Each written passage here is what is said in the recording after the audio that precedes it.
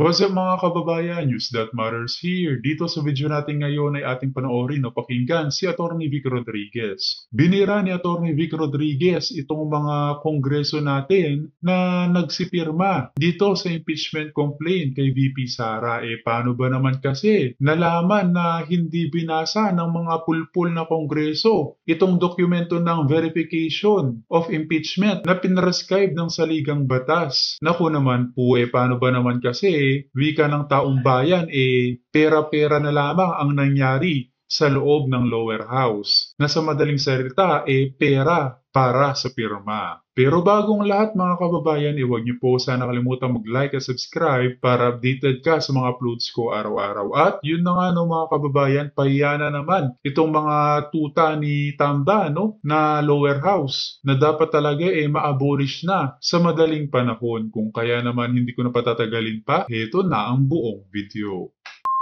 Bakit po natin sinasabi na isang malaking diversyon itong impeachment complaint laban kay Vice President Inday Sara Duterte? Babalik po tayo sa sentro ha.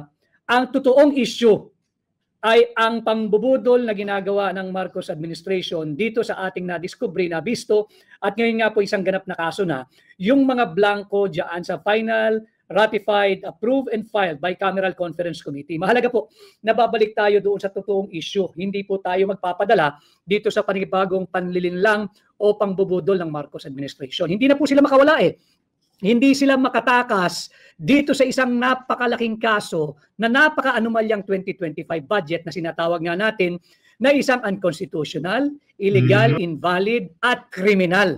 Sapagkat nakita natin na 28 items po ang blanco at sa 28 niya nagkakahalaga po lahat ng higit kumulang 241 billion pesos. Napakalaking pera.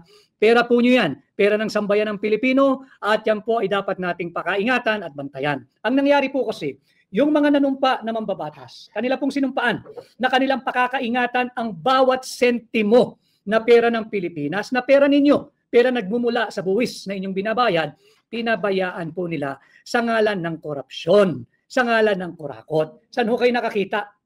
Mangbabatas sila, mga veterano na. Yung ilan dyan, nakailang balik na sa Senado. Yung ilan dyan, nakailang beses nang balik sa Kongreso. Ano hong ginawa nila doon sa Bicameral Conference Committee report? Nagpasa lang naman ho sila ng blankong Bicameral Conference Committee report. Blanco ho, 28 blanks. 28 items ang blanco. Hindi po maaari yun. And I'd like to take this opportunity to remind tayo pong mamamayang Pilipino. Alam ho nyo, may ginaganap yata ngayong linggong ito ay ginaganap ang League of Municipalities of the Philippines. May convention sila dito sa National Capital Region ginagawa. At alam ito na mga miyembro ng League of Municipalities, mula mayor, mula vice-mayor, mula konsihal, marunong po silang magpasa ng tamang budget. Itanong po ninyo sa inyong mga konsihal, yung konsihal ng munisipyo, konsihal ng syudad, konsihal ng bayan, alam po nila kung paano magpasa ng tamang budget. Bawal po yung may blanco, bawal po yung may patlang, at higit sa lahat, kahit isang sentimo ng may blanco, bawal po yon. Kaya ako po pinapaliwanag at tutungo nga po tayo, isa na naman ng pambubudol ito itong isinampang impeachment complaint laban kay Vice Presidente Inday Sara Duterte. Lagi ko nga sinasabi, lalo na yung mga kababayan natin dyan sa Mindanao, bantayan po ninyo yung mga mambabatas na pumirma sa impeachment complaint laban sa anak ng Mindanao na si Vice President Inday Sara Duterte. Kayo po'y tinalikuran ng inyong mga mambabatas. Ito po'y pagtatraidor sa isang anak ng Mindanao na tapat na naglilingkod sa ating bansa bilang Vice Presidente. Hindi lamang pera ang ninanakaw ng mga tiwaling mambabatas. Pati po ang posisyon ng pangalawang Pangulo ay ninanakaw na rin po ng mga tiwali at elitistang mambabatas. Yan po ang katotohanan. Kaya bantayan natin, makisali kayo, makiisa kayo, at tuloy-tuloy po yung ating diretsong ugnayan sa inyo. Tungo po tayo ngayon dito sa unconstitutional din na ginawa nilang impeachment complaint. Sabi po ng press release ng House of Representatives, ang ifinail daw po nila, ganila po galing ito ay verified impeachment complaint. Mahalaga po yung sinasabing verified. Ano po ba yung verified? Silipin po ninyo yung Article 11, Section 4 ng ating saligang batas. Importante po ito Watching from Mindanao, Zamboanga del Sur, si Neil Born C3. Maraming salamat, Neil. Malinaw po sa atin doon sa Article 11, Section 4 na yung modality o yung vehikulong ginamit ng mga mababata sa mababang kapulungan ay yung automatic transmittal ng impeachment complaint na nagiging articles of impeachment patungong Senado. Wala po tayong pagtatalunan doon. Kapangyarihan po exclusive ng House of Representatives na mag-initiate ng impeachment proceeding laban sa mga impeachable officers katulad ng Vice President. Wala po tayong pagtatalunan doon. Ibigay po natin yan sa mga miyembro ng mababang kapulungan. Subalit, ang nakalagay po sa ating saligang batas, kung may pipirmang 1/3, at ito nga po pinagyayabang, pati ito pag-usapan natin, pinagyayabang ng mababang kapulungan, more than 1/3 daw ang pumirma. Nasa 240, more or less na ho ang pumipirma. More than 1/3 yan. 240 congressmen and women ang pumirma. Ngayon, sabi po sa ating saligang batas, dapat po ay verified. Ano po ibig sabihin ng verified? Pumunta po kayo doon sa tinatawag nating Rules of Court. Nandiyan po yan, Rule 7, Section 4. Silipin po ninyo yung Rule 7, Section 4 ng Rules of Court. Alam po ito ng mga law students at ng mga abogado at kung meron po kayong kaibigan, kamag-anak o kapitbahay na abogado, makipagtalakayan po kayo, papaliwanag din po nila ito. Ayon po sa Rules of Court, yung Rule 7, Section 4, malinaw po dyan, dapat yung verification page, meron po kasi dyan na iyong pinapangako at yung sinusumpaan na ang iyong reklamo ay base sa iyong personal knowledge o dili kaya ay base sa authentic document na inyong binasa. Mahalaga ho yun kinakailangan iyong binasa yung complaint na pinirmahan mo. Tutungo ho tayo dyan, kinakailangan iyong binasa.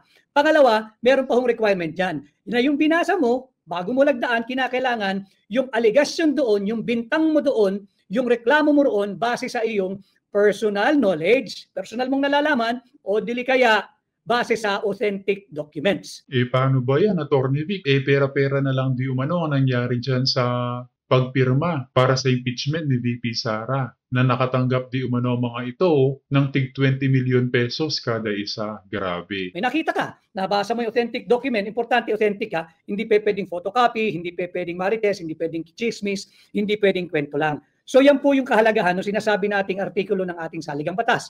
Bisitahin po ninyo, Article 11, Section 4. Itatawid po natin yan doon sa tinatawag nating Rule 7, Section 4 din. Rule 7, Section 4 ng Rules of Court. Malinaw po yan. At tutungo po tayo sa mismong Rules of Procedure ng 19th Congress nitong House of Representatives. Silipin po ninyo yung kanirang Rule number 2, Section 3. Rule number 2, Section 3 ng House of Representatives. Mismo, kung saan po nanggaling yung impeachment complaint. Nakalagay po doon parehas. Kinopya lang naman yan in supplementary character o pagkakaparehas, kinopya lang nila yung nakalagay doon sa Rule 7, Section 4 ng Rules of Court. At ang sinasabi dito, sa sariling patakaran o Rules of Procedure ng House of Representatives, Rule 2, Section 3, malinaw po dyan. Dapat nabasa nung mga mambabatas na pumirma yung buong complaint. Kailangan nabasa nila yan. Bukod dyan, dapat yung kanilang pipirmahan, yung mga aligasyon doon ay base sa kanilang personal knowledge. Personal nilang nalalaman, base sa kanilang personal na kaalaman o personal na karanasan. Pangalawa, ito po ay base rin dapat, kundi po personal knowledge or ang ginamit na salita, base sa authentic document. Tungo na po tayo dito sa pambubudol na lantaran upang pagtakpan ang napakamaanumalyang 2025 budget. Ito talagang usapin Alam mo ninyo, sabi nung una, pinagyayabang nila, 215 congressmen ang pumirma bago ho ito itrinansmit sa Senado. 215 At ang usap-usapan noon ay nagsimula yung kanilang caucus ng alas 10 ng umaga nung araw na kanilang pinirmahan yung impeachment complaint. Alas 10 ng umaga, natapos po sila bago mag alas 5 ng hapon. So tanggalin na po natin yung lunch break. Tuloy-tuloy, wala na silang break. Pagbigyan na natin, kaganon sila siguro kasi sipag 7 hours po, 7 hours. Base doon sa ating saligang batas, base sa Rules of Court at base na rin dito sa Rules of Procedure ng 19th Congress ng House of Representatives, Rule 2, Section 3 ng sarili nilang panuntayan, kinakailangan nabasa. Imagine ho ninyo, there are only 60 minutes in 1 hour. Lagay po ninyo yung 32 pages na verified impeachment complaint ay binasa, assuming binasa talaga ng bawat isang mambabatas ng 10 minutes each. Kasi babasahin mo At pag binasa mo, kinakailangan iniintindi mo yung aligasyon sapagkat seryosong usapin ito. You are trying to rob the Filipino people of a lawfully, democratically, legally, and constitutionally elected Vice President. So dapat yan line by line, inuunawa mo at sinisiguro mo base sa iyong personal knowledge or authentic document. there are only, kung tigto sa 10 minuto, sa isang oras ang makakapirma lang pag kanyang pinag-aralan ay 6. Kasi tig sa 10 minuto 60 minutes Doon po sa 7 oras na sila'y nagpulong-pulong, lagay mo ng 6, i-multiply nyo po yung 6 na pipirma kada oras, times 7, lalabas po dyan, ang makakapirma lang talaga ay 42. 42 congressmen and congresswomen. Ngayon, saan galing yung 215 na pumirma? Binasa ba nila? Naintindihan ba nila? Grabe. Base ba ito sa kanilang personal knowledge or base ba ito sa authentic document? Wala, Attorney Vic. Kaya nga may bali-balita di yung ano dyan na nasuhulan ang mga ito, no? At ang nanguna pa sa pagpapapirma sa impeachment kay VP Sara, walang iba kundi ang anak ng bangag na si Sandro Marcos. Pera-pera na lang talaga ang labanan kung saan kakampi ang mga kongreso, no? Kung sa Duterte ba o sa mga bangag. Pahabain po natin. Lagay na lang natin, marunong po silang lahat mag-speed read. Talagang mabibilis magbasa at talagang matatalino na intindihan nila yung aligasyon na kanilang ibinibintang at ipinupukol sa ating pangalawang Pangulo at dahil sa kagustuhan nilang nakawin ang posisyon ng pangalawang Pangulo, minadali nila. Lagay po natin na tigli 5 minuto kada magbabasa at pipirma. Kung 5 minuto kada kongresista, sa loob ng 1 oras, 12 kongresista lang ang maaaring makapirma. Kasi nga 5 minuto And times 12, di 60 minutes po yun, 1 hour. 7 oras po silang nagpulong, closed door, lagay mo na, walang lunch break, wala lahat. Walang toilet break, walang water break, walang break lahat. 7 hours.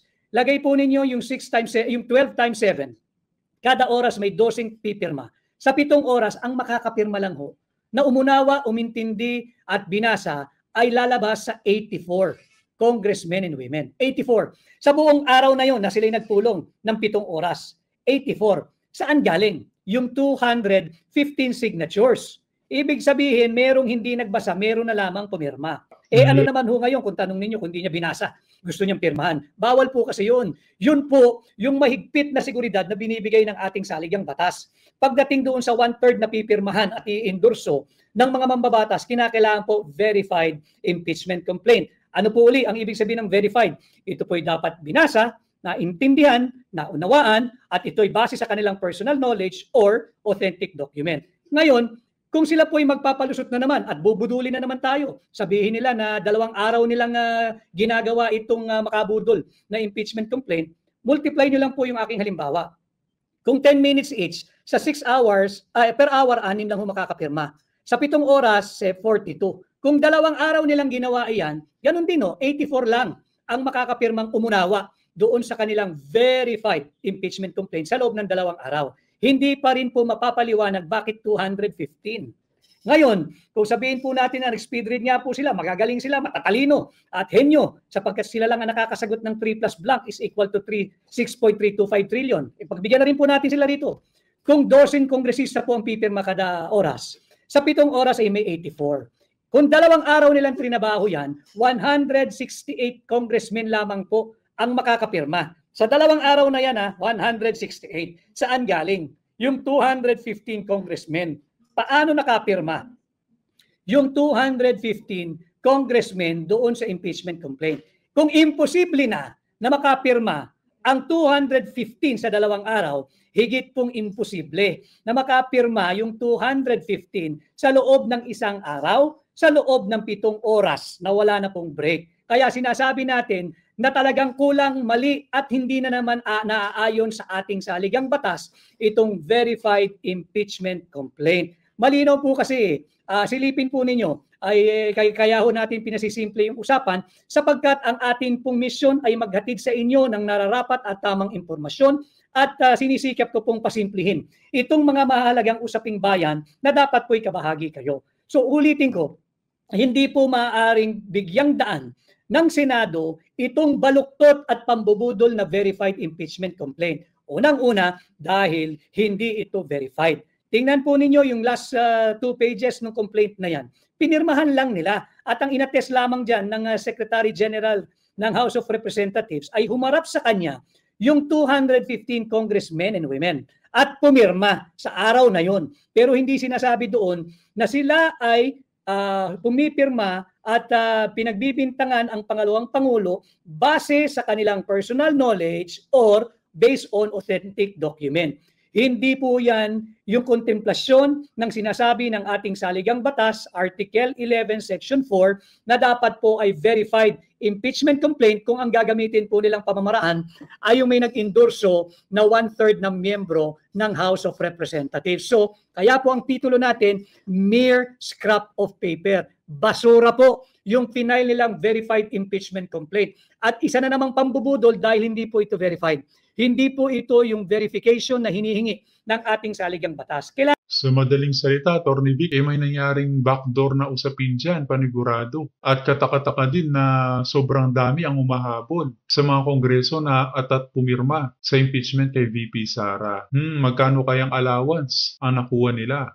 kailangan kasi lahat ng gagawin po natin, lalo pa ng mga mambabatas, ay naaayon sa sinasabi ng ating saligang batas. Sapagkat as I have said before, inaangat natin itong usaping panlipunan at inaangat natin ang level ng ating diskurso para naman makinabang ang ordinaryong mamamayan at wag natin tularan yung babaeng mangbabatas sa taga Marikina na ginagawang mangmang ang mga Pilipino. Kay Rolly Galinato, maraming salamat sir sa paliwanag, maraming henyo sa kongreso natin. Tama Rolly, dahil nga yung 3 plus blank na sasagot nila na ang resulta ay 6.325 trillion. Yan ay sa kabila ng 28 blanko sa final ratified, approved and filed bicameral conference committee report. Si Linsky, perma para sa pera. Tama rin po yan. At ang ating Chinese ba to, Japanese yung pangalan, kailangan nilang managot dyan. Dapat po yan ay hindi bigyan daan ng Senado. At hindi po dahil walang authority ang mga mambabatas na mag-initiate ng impeachment complaint. Hindi po, ibibigay natin sa kanila yon. Malinaw sa saligang batas, exclusive po ang impeachment complaint na manggagaling sa mababang kapulungan. Kanila po yan. Absolute po yung kanilang karapatan. Absolute po yung kanilang prerogative. Wala pong debate ron. Maaari silang mag-initiate ng impeachment complaint. Pero ibang usapan ho pag merong paglabag sa ating saligang batas. Bakit? Hindi ho pwedeng mas mataas ang kapangyarihan ng mababang kapulungan sa ating saligang batas. Doon po sa mga abogado at law student at yung biyasa sa ating mga batas, meron po tayong kasabihan at desisyon ng Korte Suprema na the spring cannot rise above the source. Hindi po pwedeng mas mataas ang panggagalingan ng kapangyarihan ng House of Representatives kesa sa kung saan nanggagaling ang kanyang karapatan at kapangyarihan. Yan po ang ating saligang batas. Ito po ay para maunawaan ninyo na ito pong ginawa nila ay pangbubudol na naman. It's a distraction para malihis po yung usapan dito sa 2025 anomalous, illegal, immoral, unconstitutional, and criminal 2025 national budget. Nahuli po sila dyan, nasukol po sila dyan, pilit silang kumakawala kaya kung ano-ano na ang ginagawa nilang pagpapalusot at distraction at saka diversion. Kaya sila ngayon ay nag-file at nagsampa nitong impeachment kay laban kay Vice President Inday Sara Duterte. Kaya Lidor M. Setnom, Attorney Vic, pakibantayan po Comelec bago na naman po in-appoint, baka maluto po ang butuhan. Huwag po tayong masisiraan ng loob. Basta pag tayo po ay nagsama-sama lahat at bumoto ng ating nasa puso at gusto, huwag po tayong magbakasyon sa araw-araw ng halalan. Maaga po tayong bumoto.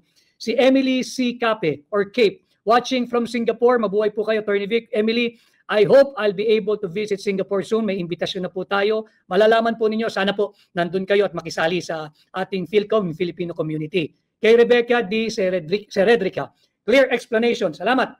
Voting for Attorney Vic Rodriguez as Senator. We need honest and competent leaders like him. Maraming salamat, Rebecca.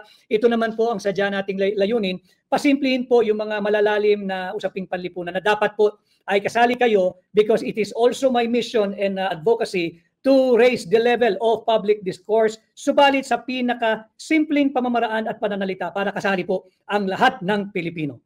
Okay, The Great, apply po ako sa iyo, volunteer para dito sa Leyte. Maraming salamat, The Great. Welcome. Welcome po lahat ng volunteers. Kaya po, kagaya po nung aking sinabi nung Sabado, nung nagtipon-tipon po yung mga volunteers na nag-organize po ng isang dinner para sa akin, ito pong kampanyang ginagawa natin ay People's Campaign. Welcome po lahat ng mga gustong mag-volunteer at kinakailangan ko po ng marami pang volunteers. Boy, nabudol ako. Attorney Vic, pwede bang mag-file si VP Sara sa Supreme Court? motion to quash sa kanya impeachment. Number 1 po kayo sa amin. Boy, nabudol ako sa aking personal at legal na pananaw. Hindi nararapat na magtungo sa Supreme Court si Vice President Inday Sara Duterte sapagkat kapangyarihan po ng mababang kapulungan na mag-initiate ng impeachment. I am not questioning or even assailing the authority of the House of Representatives to initiate the impeachment proceeding against any impeachable official. Constitutional mandate po nila yan eh. At in certain cases, hindi naman absolute, constitutional duty po nila na mag-initiate ng impeachment proceeding. Subalit, pagdating po niyan sa Senado, ibang usapan naman po kung null and void o talagang unconstitutional yung inihain na verified impeachment complaint. Ang isang complaint po ay hindi nagiging verified for the information of the House of Representatives. Hindi po nagiging verified ang isang complaint dahil lamang linagay yung titulo, verified impeachment complaint. Meron pong meaning yung verified. Ibig sabihin po niyan, nabasa ng mga nagdedemanda at yung kanilang nabasa ay base sa kanilang personal knowledge or based on authentic documents. At ang mahirap pa doon, Attorney Vic, di na nga nila binasa, pumirma pa, ngayon atat na pinambibilisan ang mga Senado na hukuman agad o bigyan readings agad ang impeachment kay VP Sara. Napakakapal naman talaga ng kanilang pagmumukha. Wala pong naganap na ganun dahil sabi ko nga sa inyo, sa loob ng 7 oras, kung tig sa 10 minuto kada mambabatas, 6 lamang ang makakapirma. Sa 7 oras, 6 times 7, 42 lamang ang makakapirma. Buong maghapon na po yun, from 10 in the morning until 5 in the afternoon. Sabihin na po natin na 2 araw nilang trinabaho, ganun din.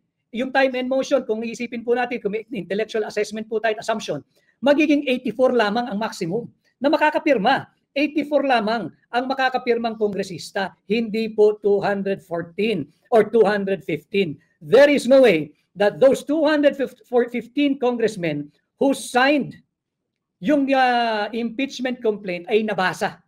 Yung impeachment complaint na yan. Nagsunuran na lang po yan, nagpirmahan. At hindi po pwedeng nabasa nila isa-isa. For the sake of our discussion this evening, lagay na po natin, tigil 5 minuto na lang, mabilisan. Sa 1 oras, 12 lang makakapirma. Sa 7 oras na walang break, yung 12 yan, multiplied by 7, 84 lamang ang maximum na makakapirma sa loob ng 1 araw. 7 oras na tuloy-tuloy na trabaho ha. Walang CR break, walang toilet break, walang lunch break, walang recess, wala lahat. Walang water break. Kung 2 araw, 168 lang ho.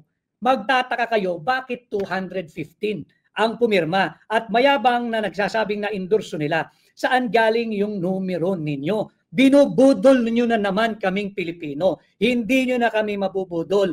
At hanggat meron tayong ganitong programang diretsang pakikipag-ugnayan sa inyo, sisikapin ko pong makapagbigay ng impormasyon pa sa inyo. Iangat natin yung level ng public discourse para lahat kayo kasali. Lahat kayo may opinion. Lahat kayo magkakaroon ng kaalaman para hindi po tayo mabubudol muli. Kay Mind Zanao, nung una akala ko tanim to ni wag po, hindi ko na babanggitin yung pangalan. Ano po yan? Bad word po yan eh. Pero ngayon, isa ka na sa baloto ko. Maraming salamat, Mind Zanao. Ulitin ko ha, ang aking pong loyalty, ang aking pong katapatan ay tanging sa Republika ng Pilipinas lamang.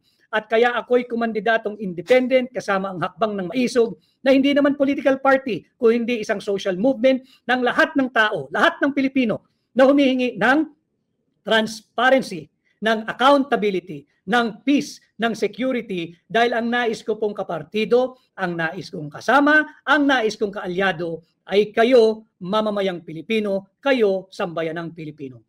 Kaya Siago Woody Bic, volunteer senador dito sa Sorsogon City. Maraming salamat, Siago Woody Bic. Kay Mila Reyes watching from Toronto, maraming salamat. Si Nenita Santiago, napakahusay na explanation. I consider kaya ng Senate ang mga irregularities sa impeachment procedure. You have my vote. Thank you. Kay Rodrigo V. Joseph, Attorney Vic, volunteer here in Riyadh, Saudi Arabia. Salamat, Rodrigo. Alam mo yung Rodriguez, nagmula yan sa Rodrigo. Pag chinek po ninyo yung etymology ng aking apelyido, tatagos po yan sa Rodrigo. Yung Rodrigo po, ibig sabihin po niyan, warrior. At yung Rodriguez is diminutive o mas maliit na anyo ng Rodrigo. Ayan po yung pagka-chinek po ninyo. Kay Ronald Ryan Diagbel Balo, thank you, Attorney Vic, for fighting the rights for the Filipino people. You're bountifully need in the Senate watching from New Zealand. Thank you, Ronald.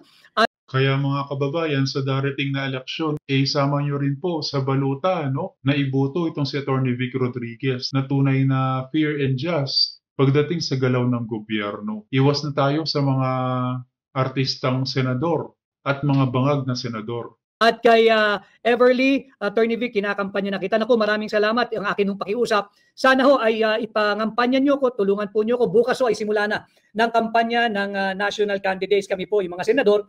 At sana ho tulungan ninyo ako sa inyong pamilya, sa inyong kamag-anak, sa inyong kaklase, kaskwela, kapitbahay, at kabarangay, at sa mga Pilipino saan man pong panig ng mundo. Kay Glimeno Garcia, mabuhay po kayo, Attorney Vic. Kayo kailangan ng bansang Pilipinas. God bless po, watching from New Zealand. Maraming salamat. May kaklase rin po ako dyan sa New Zealand, si Alvin Di Matulak. Alvin, I hope you're connected still. Mabuhay ka, classmate. Kay Vaisel Isram, good afternoon, Attorney Vic Rodriguez. Ang galing niyo po magpaliwanag. Nauunawaan talaga sapagkat obligasyon ko po na pasimplihin yung malalalim na usaping panlipunan para lahat po tayo kasali. Again, whether you are with me on my opinion or you have a different opinion or position, okay lang ho yun. Importante dito sa aking pahina, kahit po hindi ako sang-ayon sa inyong pananaw, ipaglalaban ko ang iyong karapatan na maipahatid ito sa buong mundo sapagkat dito sa ating pahina bukas ang totoong demokrasya. Wala pong martial rito. Kay Rated PJTV, salamat, attorney, sa paninindigan nyo para sa kapanganan ng mga Pilipino. Makakaasa kayo ng aming boto. Thank you. Kay Nor Barte, mabuhay ka, Attorney Vic. Kay Ana Marie, share natin, guys. Salamat. Kay Ron Montero, attorney, isa ka makapagbago sa Pilipinas. Iboboto kita dahil may prinsipyo ka, anti-corruption. Galit po tayo sa mga korap, galit po tayo sa mga kurakot, galit po tayo sa mga magnanakaw ng pera ng gobyerno na nagpapahirap sa ating mga Pilipino. Kay RJ, we got your back, Attorney Vic. Salamat. Importante po yung sinabi ninyo. Alam mo ninyo, marami nang nagsasabi na mag-iingat tayo. Subalit ako po ay nananalig na ang proteksyon ko po ay kayo, sambayan ng Pilipino. At alam ko na hindi rin ninyo hahayaan na makagalaw ang masasamang loob at tayo ay mabiktima o masaktan nila dahil kayo nga po ang ating sandigan, kayo po ang ating proteksyon. Kay JNH, sir, laban lang. Salamat. Kay my first vote for you, Attorney Vic. Salamat. Kay thank you sa New York Maisog for the Times Square billboard. Yun ho pala, nais ko ipakita. Nakakatuwa ho. Ipakita ko lang po ito, ha. Yung ating mga kababayan na maiisog sa New York, meron po silang ginawa dyan mismo sa Times Square. Ito po yan, pakikita ko po sa inyo. They deserve to be recognized at pasalamatan dahil they're doing it on their own. Meron po silang ginawa dyan. Sa New York po ito, ha, sa Times Square. Gumawa po sila ng isang billboard para sa atin. Yan po. Sa New York po ito. Maraming salamat sa inyo. At hindi ko po nalalaman ito, pinadala lang nila. So ito po yung sinasabi ko, parami yung nagvo-volunteer at gumagawa ng kanilang own little help para sa ating kampanya. Kagaya po ng sinabi ko, tayo po ay kandidatong independent. Wala po tayong partido, wala po tayong pananalapi. May mga nagdudugtong po ng mga campaign paraphernalias, kagaya nga po ng sinabi ko noong Sabado. Alam ho ninyo, mula nung ako ay unang naghayag ng aking formal at opisyal na aplikasyon bilang senador ninyo noong October 8, 2024, hindi ko po naramdaman na kulang ako sa kahit na anong campaign materials. Alam ko pong hindi sapat, pero hindi po salat. Magkaiba po yung hindi sapat sa salat. Hindi ko po naramdaman na ako'y salat sa gamit. Hindi ko po naramdaman na salat ako sa suporta ng sambayan ng Pilipino kahit saan po ako magpunta.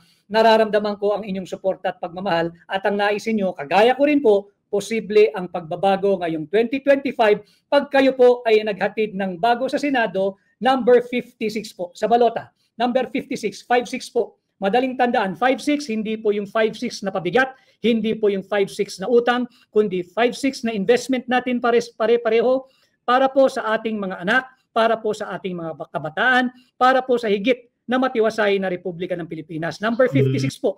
At ang ating pong Di na tayo lugi dito kay Attorney Vic, mga kababayan. Napakatalinong tao, may integridad at nilalabanan ng mga bangag. Kaya sa darating na eleksyon ay isali niyo po na iboto itong mama. tubo o kikitain sa investment na ito pagdating ng May 12, 2025 ay isang tapat, tunay at maisog na paglilingkod ninyo sa Senado bilang senador ninyo. So number 56 po tayo sa balota. Huwag po ninyong kakalimutan. Si EDM, sorry mabilis. Dito tayo sa isa. Kay Beth Badico Belochay, kay Maria Lorden, Attorney Vic, nagpapasalamat po kami at nandito ka. Malaki po kayong tulong sa ating bayan. Salamat din po at sinasamahan ninyo ako sa ating laban. Ang laban pong ito na humingi ng transparency, accountability, peace and security ay hindi ko po personal na laban. At hindi po para sa akin ito. Ito po ay para sa inyo, para sa mamamayang Pilipino, para sa ating bansa at para sa ating mga kabataan at darating pang sa alinlahing Pilipino. Kaya Isabel, my number one senator, Attorney Vic Rodriguez from Cagayan de Oro. Mag-volunteer din po kami for you, Attorney. Yung mga nasa Cagayan de Oro, huwag po ninyong kalimutan yung mga tumalikod at nanghamak sa anak ng Mindanao kay Vice President Inday Sara Duterte. Yung mga bumoto na mga mambabatas para i-impeach si Vice President Inday Sara Duterte. Huwag niyo po silang tangkilikin. Huwag niyo po tangkilikin yung mga tumalikod at nagkanulo dyan sa pride at anak ng Mindanao na si Inday Sara Duterte. Kay Dodong, Mindanao, Visayas, panalo na po kayo. Attorney, sa tulong po ninyo, Dodong, mananalo po tayo. Maraming salamat. Kay Brocha Barucho, may pera kasi sa pirma. Tama po yun, sila'y pumirma hindi dahil sa prinsipyo. Dahil naglabasan na mayroong konsiderasyon kung ano, yung AIX, yung AKAP. So makikita natin dito, na-establish po natin na hindi po totoo na napirmahan nila at nabasa. Yan po ay bawal. Ulitin ko, the Constitution is the fundamental and paramount law of the nation. It is the supreme law to which all laws must conform. Lahat po ng batas ay dapat sumailalim sa ating saligang batas. Pati po yung rules of procedure ng 19th Congress ng House of Representatives. Malinaw po sa sariling rules of procedure ng mababang kapulungan. Rule 2, Section 3, pakicheck po niyan, Rule 2, Section 3, nada-download naman po yan. Malinaw po doon na dapat yung tinatawag na verified impeachment complaint ay nabasa nung mga nag-endorsong mambabatas. At bukod dyan, dapat yung nabasa at pinirmahan nila ay base sa kanilang personal knowledge or base sa authentic document. Dito makikita mo pati yung verification form, dyan po sa kanilang complaint, hindi po ito yung form na hinihingi ng ating saligang batas. Hindi po ito yung form na hinihingi or prescribe ng rules of court, specifically Rule 7, Section 4. At lalong hindi po ito yung form na sinasabi ng sariling rules ng House of Representatives, Rule 2, Section 3 ng kanilang sariling rules of procedure. Hindi po yan, sapagkat ang hinihingi ay dapat nabasa at binasa at naintindihan ng bawat mambabatas na pipirma rito. At bukod dyan, dapat yung kanilang pinirmahan ay kanilang binasa at nabasa ay base sa kanilang personal knowledge or dili kaya base sa authentic document. At yun na nga mga kababayan, narinig natin itong manghang na rebat ni Attorney Vic Rodriguez dito sa mga kongresong pumirma lang dahil sa pera. As always mga kababayan, kita na lang ulit tayo sa ating next vlog. Huwag niyo po sana kalimutang mag-like at subscribe para updated ka sa mga uploads ko araw-araw. Maraming po salamat mga kababayan, ingat and God bless.